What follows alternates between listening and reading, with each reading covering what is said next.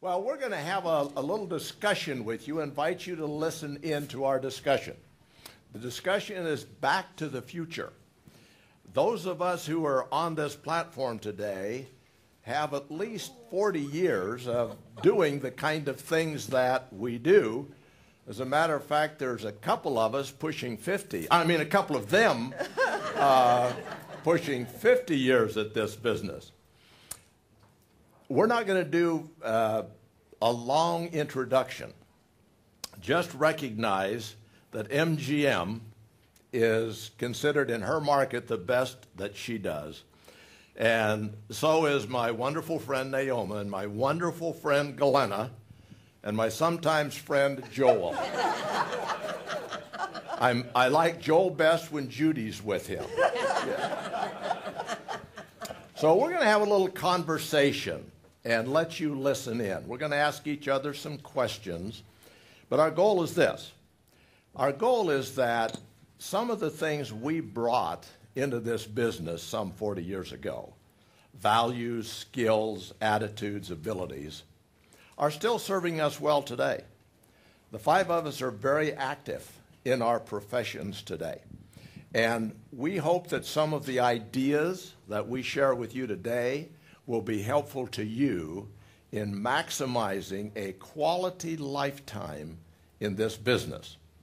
So, who'd like to start first with the first question? I'd love to start first. All right. That's a real surprise, by the way.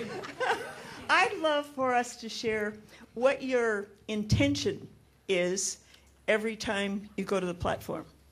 What's your purpose for being there? What's your intention in going to the platform? Do you really want to know? Yes. All right. I wouldn't ask you. I go to the restroom first. It's always wise. Go to the restroom first. Always wise. When I'm there alone, I say, may the words of my mouth and the very meditations of my heart be acceptable in your sight. O Lord, my rock and my redeemer. Because of my faith, if they're acceptable in his sight, they're going to change the world. So that's my purpose. All right. Me? Voila. There's no order. We will let the men speak. The first thing I think about is, I say to myself, it's not about me, it's about the audience. And that the objective is to give them ideas that they will use that will help them improve whatever the subject is, sales, leadership, or change. But it's about them, not me. And I just would say, knowing Joel, that, and as most of us do, that's been your life calling long before you were a speaker, which is to improve as a carpenter, to improve your house, improve your body, improve your... So that's really a core value for you. Absolutely. True? That is the core value. Exactly. And improve my 50-year marriage to my wonderful Judy. Yes, Judy. And my wonderful daughter, Jenny. Who's sitting with Yes, yes. And mine would be similar to Naomi's, I always stop at the door sill and stand there for a moment and ask the Lord, please give me the words to motivate and inspire and lift this audience in your will. And so I always stop before I do. And my mother always, God bless her, she's gone now, but I never spoke for many, many years. I would not speak until my mother had given me the prayer. And she made it up. And yet she read it to me all the time. And she would always say, I cover you with cloak of love and shelter you as you walk to that presence of that stage. So, and she named me MGM, so I would be a big production. So there was never any doubt. And it worked. Never any doubt. So how about you, Don? Well, I think there's obviously some similarities in ours in terms of some values that we've brought. But there's also skills and capabilities that the audience is looking for.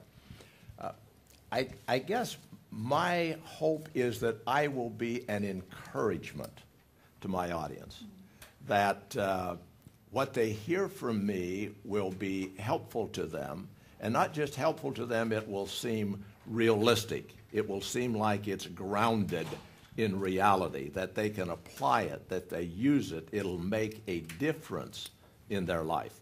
And I learned all of that from Joel. And your seminar was the first one that Jim and I went to. It cost us, I think, a month's salary. And I still feel like you should, know that. But seriously, it was a discount. Seriously, it was so transformational that I still hold you in a little awe, just a little awe. Me too. So I have a question. Do I get to go next? Sure. Okay, so if you're in the middle of blowing it and you're knowing it, what do you do about it? Well, I've got a great answer to that, even Okay. though I just finished. And I've used this on more than one occasion. Now, not very many more than one, but on occasion, where, especially in a management seminar with some length to it, not just a keynote, I've realized that I am just not getting to them. I am not grasping them. I have either didn't have them or I've lost them.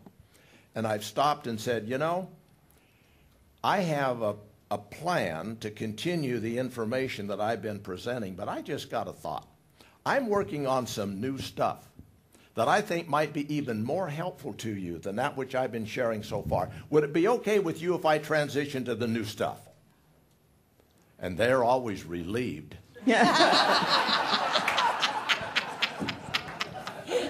And what I say ain't all that new, but it's different than what they've been hearing, and it has been really helpful.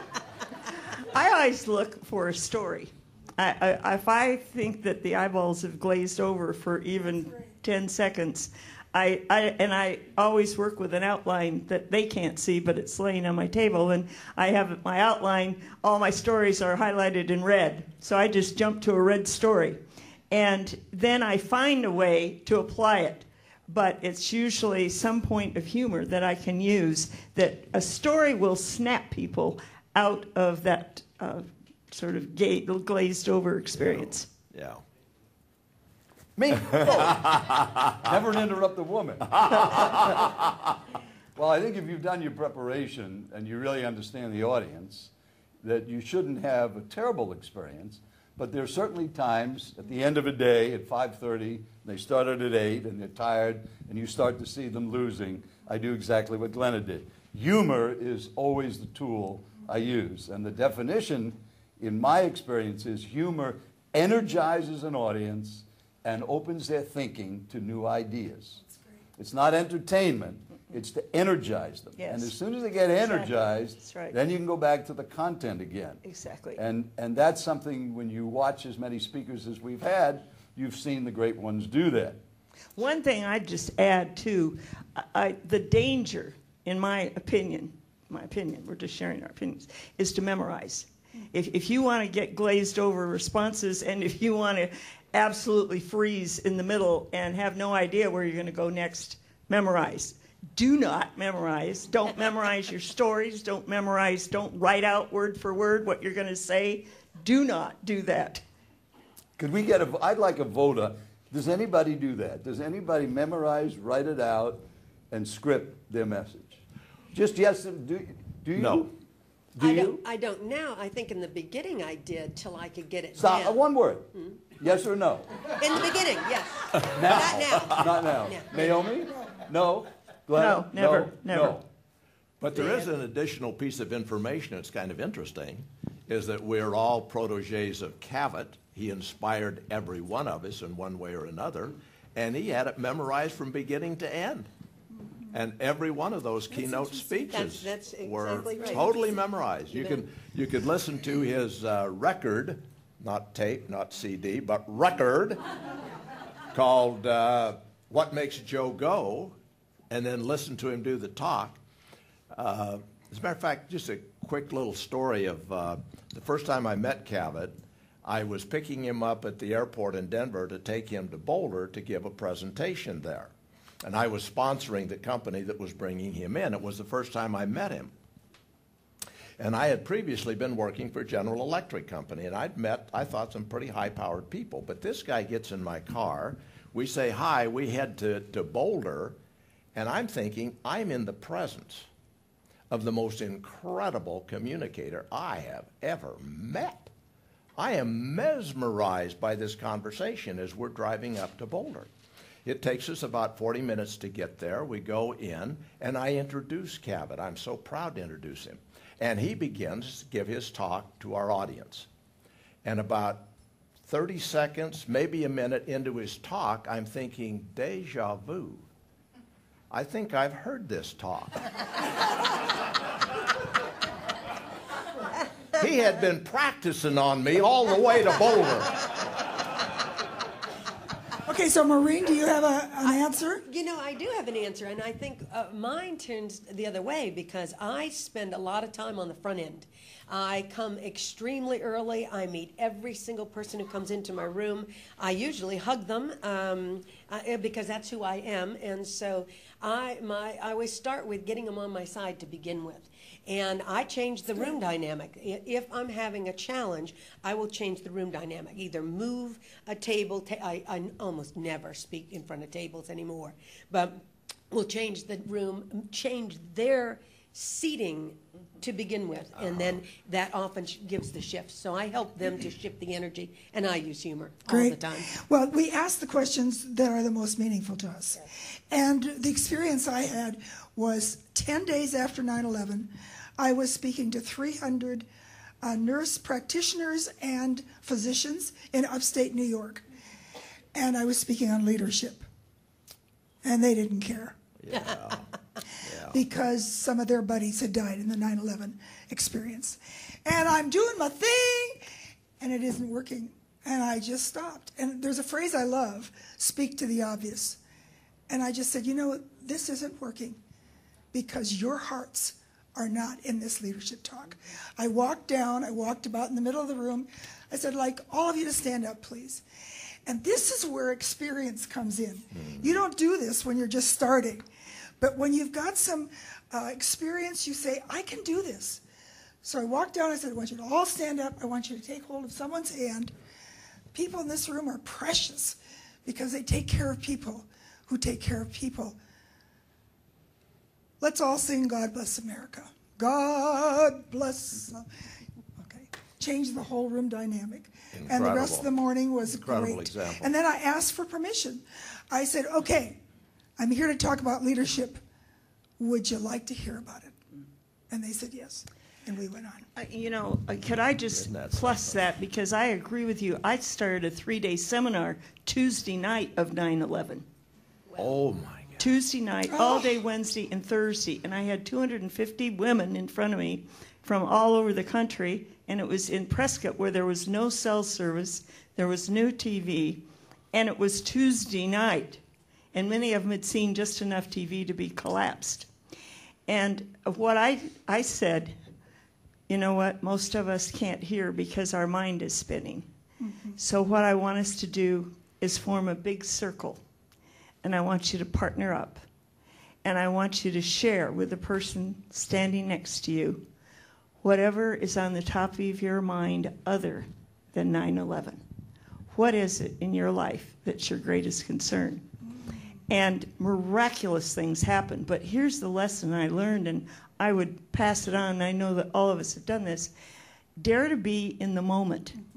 The trust that you have inner wisdom, and that the inner wisdom is far more important than performance or impressing people or trying. Yeah. Dare to just be so present that you feel what's going on and trust your response to it. Wonderful, wonderful. Another question. Yeah. What are the values that have made you into the speaker you are? When you're on that platform, what are the ones that shine out more than anything? Well, I'm going to answer that a little different. Our theme was supposed to be what have we learned since 41 years ago when NSA started. And Don Thoren was one of the first people I ever heard speak because he's much older than the rest of us. And, well, just in perspective, since this is a young group, was there anybody that was not born in 1973 when this started? So you don't realize. A house was $35,000 in America. A car was $3,700. The stamp was 8 cents. Gas was 53 cents. And the life expectancy was so low that none of us would be alive. I mean, that's what it was like. So based on that, when I heard Don, the value, it was content. Don always had something to say. And it wasn't a performance, it was information on a specific subject to help people do better. And then when I heard Glenna speak, I just saw this person that I had known personally, and Judy and I became friends with her and her husband, and we just loved who she was. And then when I saw her speak, it was exactly the same thing. There was no difference. It was the same as in our living room or on our boat. As Glenna was always Glenna. And when people see that you are who you are, then it's never a performance. And if you're dull and boring, you should be dull and boring when you speak. And you just tell them that. That goes in your introduction. Our next speaker is so boring, most people fall asleep. So if the guy next to you or gal falls, slap him. Because the reason we have him here is he knows more about information technology than almost anybody else in North America. And he's going to focus on 3 things that can help us in that area. So bring up Boring Bob. Okay. And be boring. So that's what I've learned from these wonderful people. Oh. Well, I think of her values for me. One of the things that I learned by accident, so to speak, the first program I ever did, I sold tickets to people who didn't know me and said, why don't you pay $20 and come hear me speak? And I got 350 people to come. But then I had to say, what am I going to talk about? And so I asked myself this question, and I think it's a question we can all ask regularly. What are the values that drive my life that cause me to live a happy life? Because that's who I am. And my faith and my relationship with Christ is what drives my life. I live out of that in a practical way, not in a religious way at all. I love people, so I talked about displaying your enthusiasm, asking people their name, asking questions, displaying your humor, rekindle your sense of expectancy and adventure. But those are things that are real to me.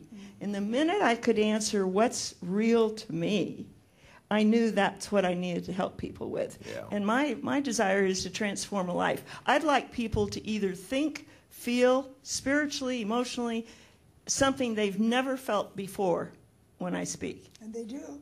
Yes, And they do. and they do. But if that's true, and I pray that it is, but it's coming out of who you are. Just who are you? And is there anything that you'd die for? What's a value you'd die for? Because I really believe you'll find out some of your values, and if your value isn't something you die for, then maybe you haven't gone deep enough. Well, a number of years ago, a very good-looking young man came to me at NSA and asked, I noticed he was a very good-looking younger man, but I'm married to a very good-looking young man, so it doesn't matter. He came and he said, Good recovery there. would you mentor me? Would you mentor me? So I said, well, I'd be glad to consider it. And I looked at his material, and I looked at his video, and I thought, ooh, this is a dynamic young man. And then I stopped, and I said, before I make my decision, I need to find out if our values are cohesive. How do you feel about the audience? And he said something I'll never forget. He said, I really don't care for people. He said, but this is a profession I heard where you can get a lot of money. So if you're really good. So I go onto that platform. I am really good, and I am out of there. I do not touch a single hand. Yep. Oh, boy. I've met those. He was at NSA once. Yeah. And I said, you're a fine person, I'm sure, but we don't have cohesive values. I love the audience. I'm still working. I don't need to anymore. And I love the audience. Yep. For me, it's authenticity. I can remember after coming to NSA the very first time, I just knew as a little Irish kid I could do this. They're going to pay you money to speak in front of audiences, and they pay you to travel there. I'm in. And so the first engagement I took, I probably should never have taken. It was in El Paso, Texas. A whole bunch of Hispanic, very macho males. And the superintendent stood up and said, well, we brought in this big speaker from Phoenix, Arizona. We paid her a whole bunch of money, and y'all going to sit here till 4 o'clock this afternoon till she's finished. And I am just about to have a heart attack. So I've never had a wall like this since then, but it was a myelin wall, the kind that you can write on that whiteboard. So I had a little yellow rain slicker in my bag, and I put a big X on it, and I got up to that mic, and I didn't say one thing I was supposed to say that Cavett had told me I should say. And I stood there and I said, if somebody had said that to me, I'd be right annoyed, wouldn't y'all? And they, yeah. And I said, well, you got a big piece of paper there. Make it into the biggest, meanest spitball you can. They did. I donned that yellow jacket, put the hood up, turned around and said, take your best shot. And they did. They pelted me. It went all over me. It went all over the wall. But it slid down the wall, so you're not going to mess it up. Yeah. So I took off the rain jacket, and I said, now that you got that out of your system, can we just please begin, and off I went. And I thought, if I could speak to the worst audience I was ever going to have my whole wide life and do it, I could do this business. I knew it right then, so authenticity. And she's been doing it. I'd share with you the value of friendship. These people sitting here are dear, deep friends of mine. And not just casual acquaintances, not just people I know, but true friends. You're going to hear Rita Davenport. She's a true friend of mine. We helped bury one of our dearest friends last year. It's the kind of things that happen with friends. You're going to hear Terry. He's a dear friend of everyone sitting up here. And we've learned from each other. And I guess my encouragement to you would be to think about building friendships. We all talk about networking, but friendships are, I guess, maybe the aristocrat of networking. It's the ultimate in networking.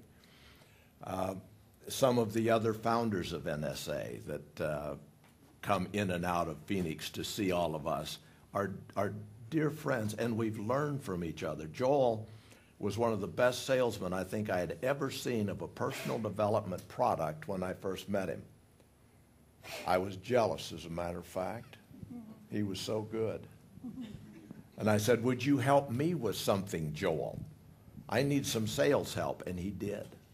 And it was just marvelous to learn, and I could go down the line. And by the way, I want to remind you that our last 10 minutes are going to be an opportunity for some of you to ask questions of us. So you can have that in your thinking as you're going along. But think about the depth and the quality of the friendships that you're making. I think any one of us and a number of other people, and some of you, quite frankly, could call any one of us at the last minute and say, I'm sick, I can't be there, can you do this for me? And that person would do it. And they'd do a great job, and they'd make them send the check to you. They wouldn't keep it. I have a question. If everybody got to share on values? Yes. What piece of advice has anyone ever given you that you found made all the difference for you in speaking? I can answer that so quickly. I'll never forget Steve Tyra, who used to be here, and a marvelous human being. And I remember him very distinctly saying to me one time, MGM, you should get the exact same response from every audience you speak to. And as a young speaker, I said, are you crazy? I mean, I speak to CEOs one time, and the next time I'm speaking to teachers, and what he was trying to get me to do was to get my presentation so that it could be used in many different situations and elicit the same response instead of rambling and getting all over the place. And I thought that was a wonderful piece of information that turned my speaking career around, because once I could do that, then I could use it in different places and put that audience in and spend all my time with the audience instead of all my time in my head with the content. Amen. So for me, it was that one piece of information. Get the same response from all audiences. Two things come into my mind very quickly. One is shorter than the other, and that is that we can't please everybody all the time. I'm a pleaser, and I want everyone in the audience to be inspired. And some of them are coming in heartache and heartbreak and a diagnosis that's not pleasant, and I can't maybe please them that day, and I don't have to personalize that. So that would be one thing. The other one is a tad longer. I've been challenged by many people in this room, and certainly by Cavett Robert from the very first day that he heard me speak, sitting in the first row, sitting right there, to be involved in my association, in my professional association. And for the first few years of being involved, I saw it as a place to give back. And then I figured it out. It was a place to receive. And to receive from all these amazing people. He literally was down on his knees asking me to consider to be president of NSA. But he got down on his knees for you too. So probably got down on his knees for everybody. But being president of NSA gave me my dearest friend in the world. So it's giving back. But yes, it's receiving also.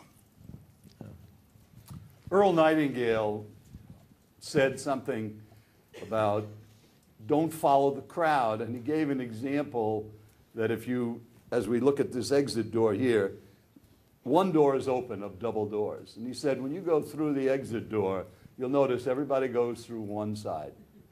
The other one can open. You ought to be the one to push it through. Is don't go with the crowd. And that created a little mantra which has built our business on, don't compete, create. Find out what everybody else is doing and don't do it.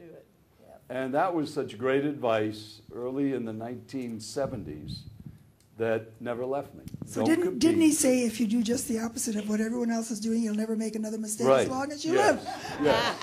I like it short and snappy.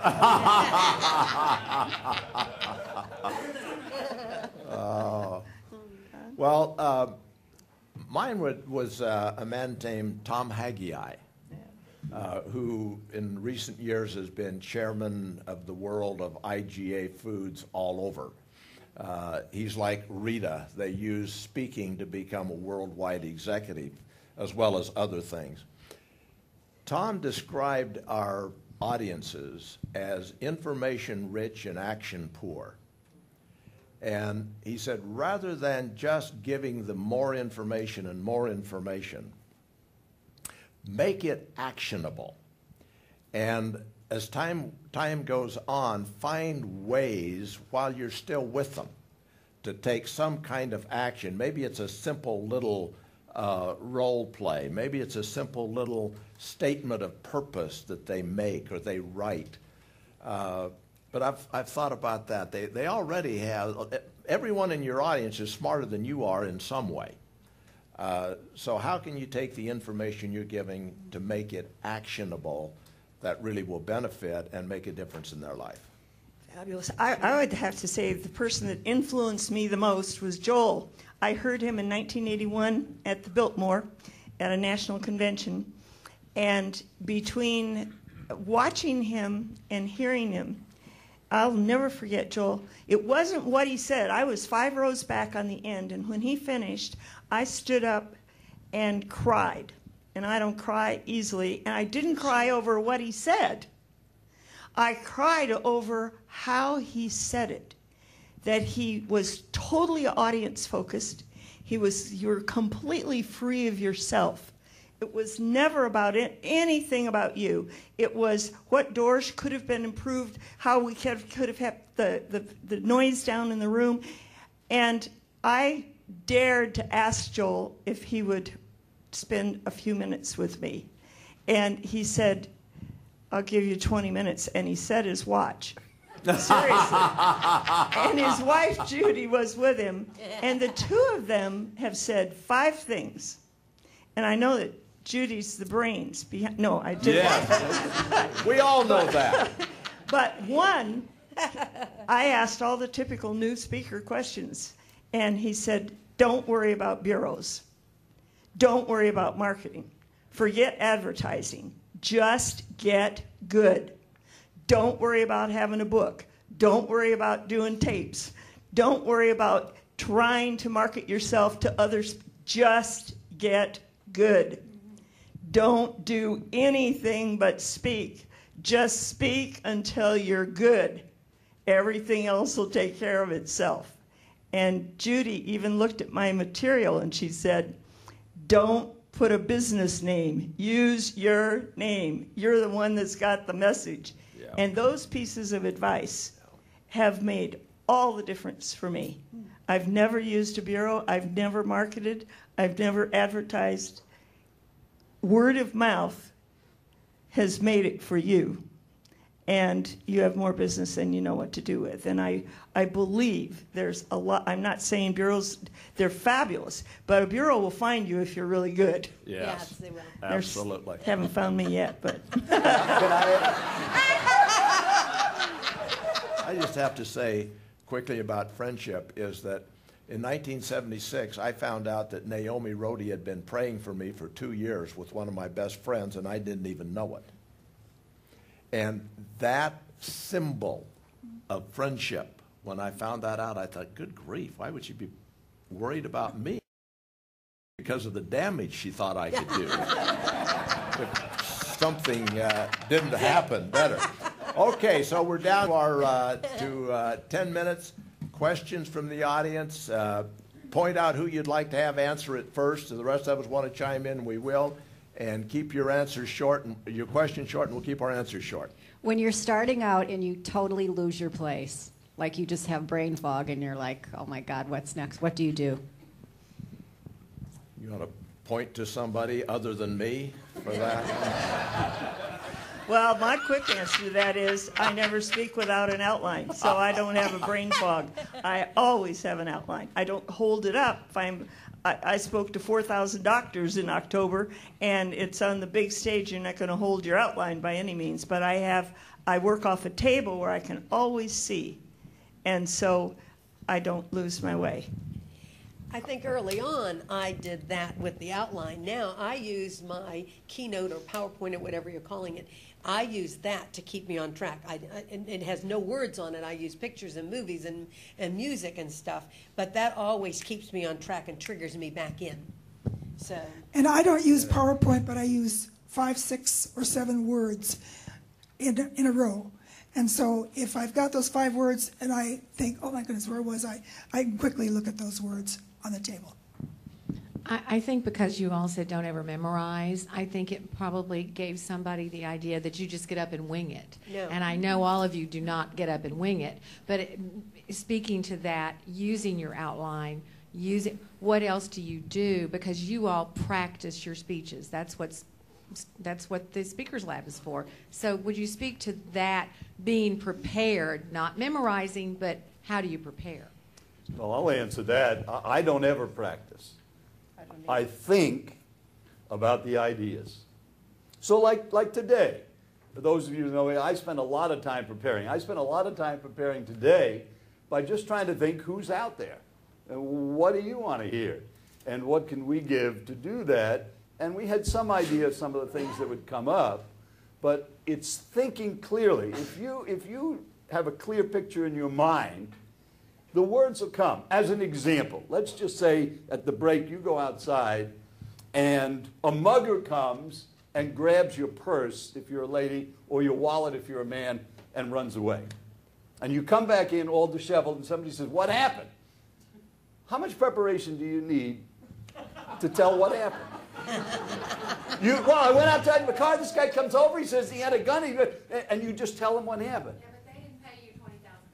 But that shouldn't make the difference. No, it doesn't make any that difference. That shouldn't make any difference. But if you see a picture in your mind about that experience and then said, just write, robbed in parking lot, That experience is there. Yeah. So that's how we prepare. We think of the ideas. We And don't think of the words. And I think that sometimes I hear what Joel is saying, and we do it now, for me now, but in the beginning, I have to say, I was of the Cavett Robert grouping that put it down because when I could see it in writing, I could think it through differently, and I could put it together in my mind differently.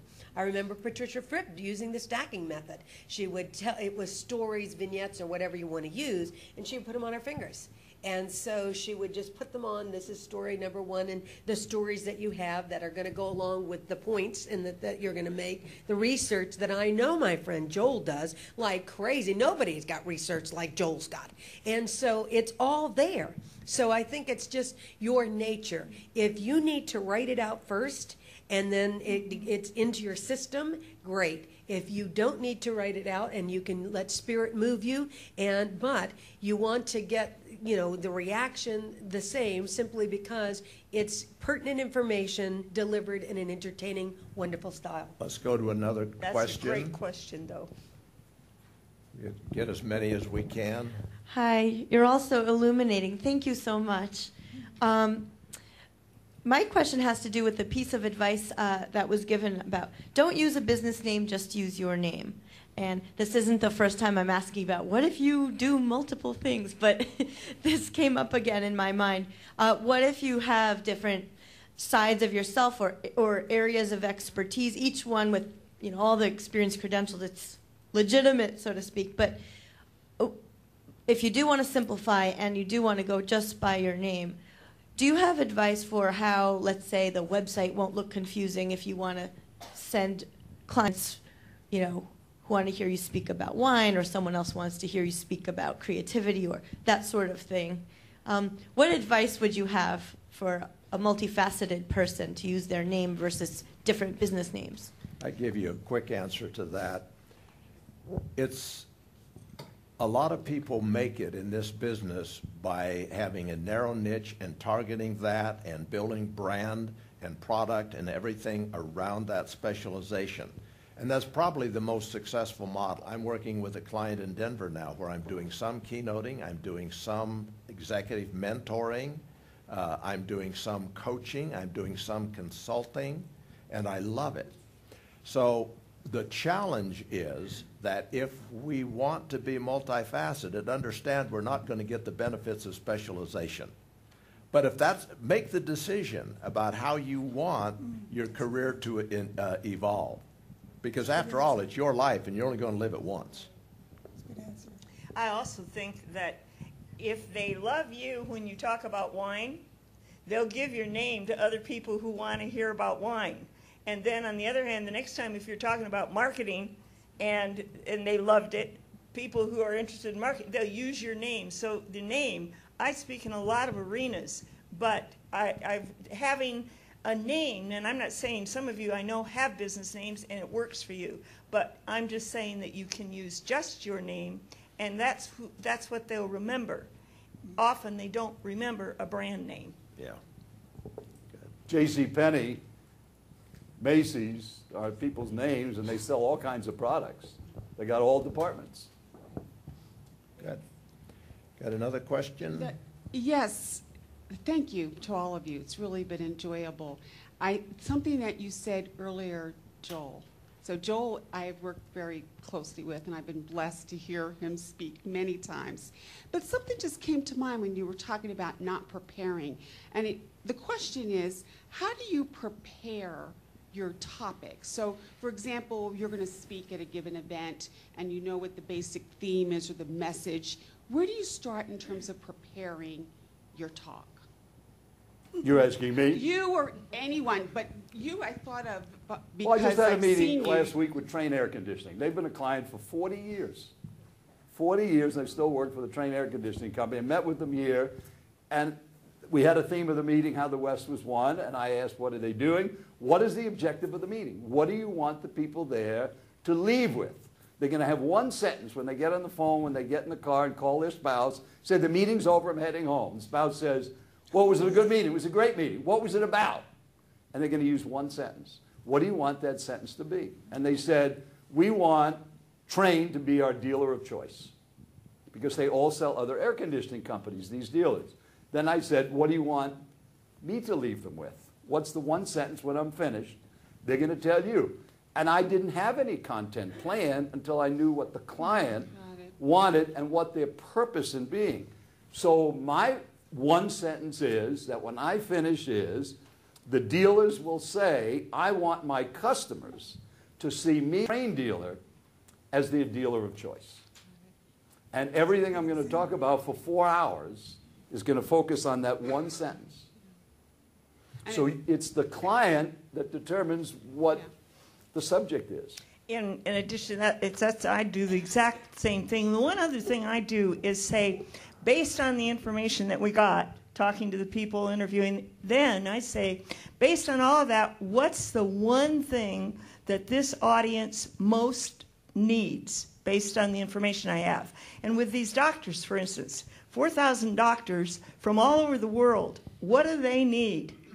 Well, they need to remember why they ever became a doctor, because with all the paperwork there is and all the problems that they've got with Affordable Care Act and all the things they're dealing with, that's the one thing they needed, was to have their heart touched again about the joy of serving others, not looking for patients with their symptoms, look for patients with their heart. And so that's how I finally decide, okay, so what are the 5 points I can make, and what stories fit those points? Here's some of our best thoughts that we hope are helpful to you. It's been our pleasure to share them with you. There is one custom in NSA Arizona I want to alert you to, and that is you always give a standing ovation to the elderly. So you may begin your standing ovation. We'll finish.